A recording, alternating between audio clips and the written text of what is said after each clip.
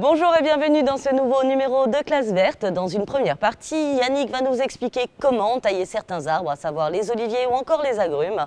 Dans une deuxième partie, nous retrouverons Pascal qui lui va nous expliquer comment réaliser des boutures et entretenir certains arbres.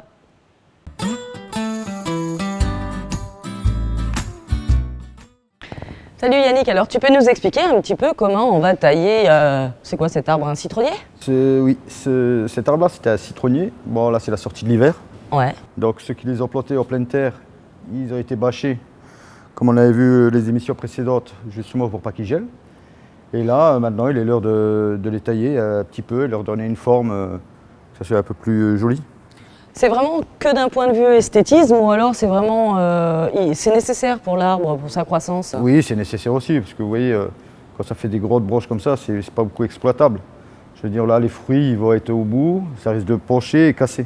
D'accord. Donc, on va lui faire ce qu'on appelle dans le jargon des charpentes, pour que l'arbre soit un peu plus solide et qu'il puisse tenir les fruits qui... Parce que les citronniers, c'est quand même assez lourd. Oui, c'est vrai, un citron, c'est pas léger. Donc, ce qu'il faut, c'est toujours couper en dessous d'un nœud ou d'une épine, là. En l'occurrence, une épine quand c'est des... Parce que le citronnier a des épines. Je sais pas si tu as vu, Séverine. Ouais, c'est assez impressionnant, hein. Les rosiers à côté, c'est très... c'est minime, hein, franchement.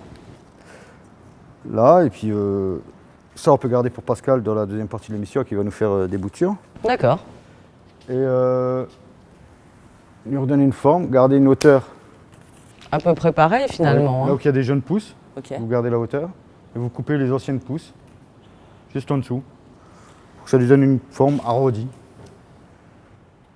Et qu'est-ce qui va se passer par la suite si l'arbre il va continuer quand même à développer des branches? Donc elles vont repousser plus bas, c'est ça? Voilà, et ça fera plus dense? Ça va s'étoffer. Mhm. Ça va s'étoffer, mais les broches là qu'on vient de couper vont s'épaissir. Mhm.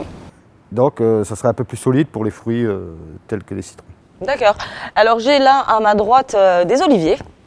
Alors là, on a un olivier qui sort aussi d'hiver, donc il a été bâché.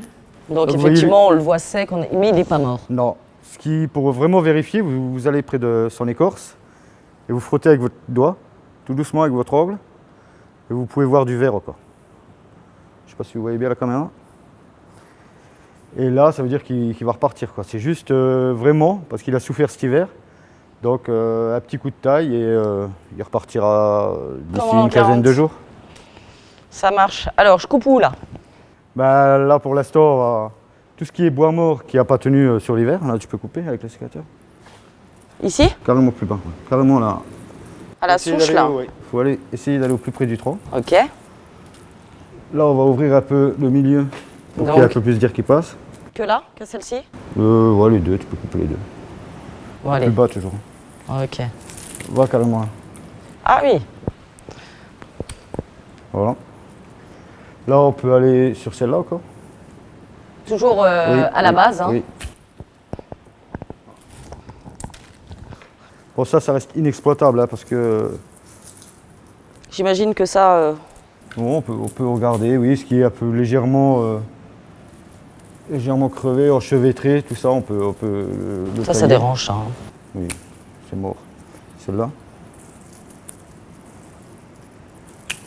Voilà. Ça, c'est mort.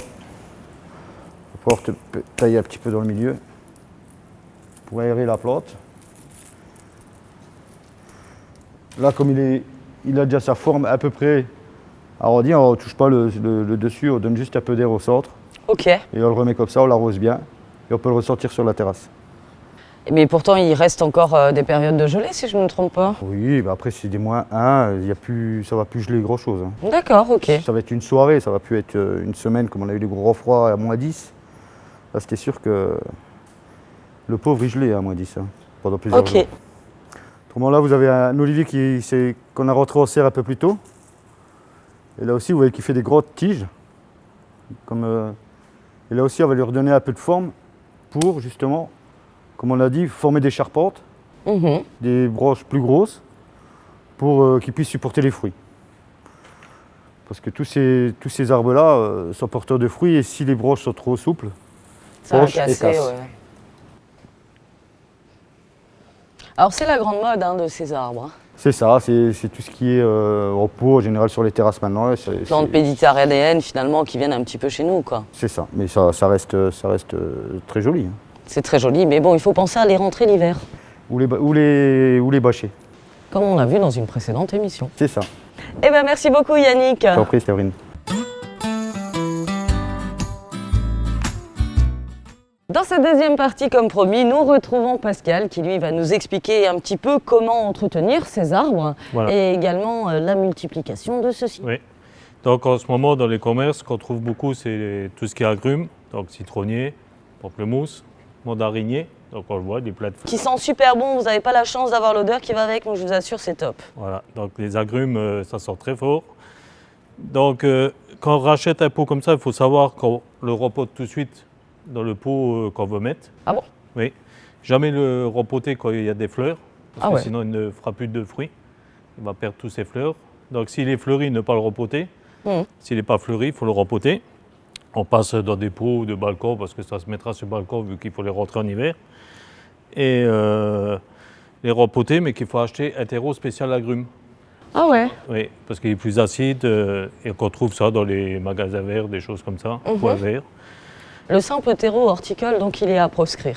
Oui, je le déconseillerais. Ouais. Voilà. Donc si on veut une plante qui se développe bien. Après, surtout, ne pas oublier de les arroser parce que ça demande beaucoup d'eau en été. Ouais. Donc tous les 2 jours. Ah oui? Voilà. Et après, une fois tous les 2 semaines, ils vont aussi un engrais spécial agrumes à mettre dans tous les fruitiers qu'on peut mettre aussi à l'olivier qui ne fera pas de mal. Ok. Voilà. Ça me Donc va.